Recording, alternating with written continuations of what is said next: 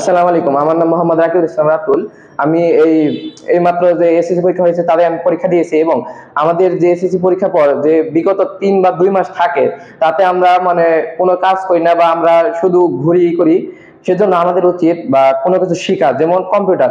আমি আগে কম্পিউটার কিভাবে কাজ করতে বা অন করতে হতো সেটা আমি জানতাম না।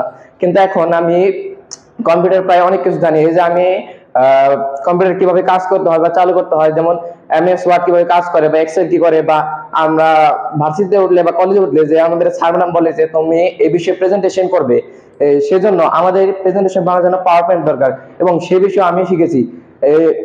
আমাদেরকে আবার টাইপিংও শিখতে হয়, কারণ টাইপিং স্পিড না থাকলে আমরা কোনো কিছু করতে পারবো না।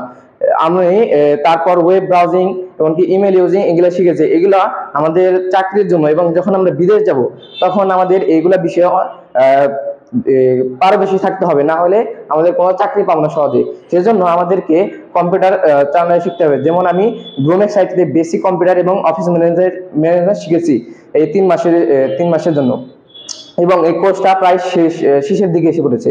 এবং আমরা যদি আমাদের এই বেকার সময়টাকে কাজে লাগাই তাহলে আমরা ভবিষ্যতে অনেক কিছু করতে পারবো।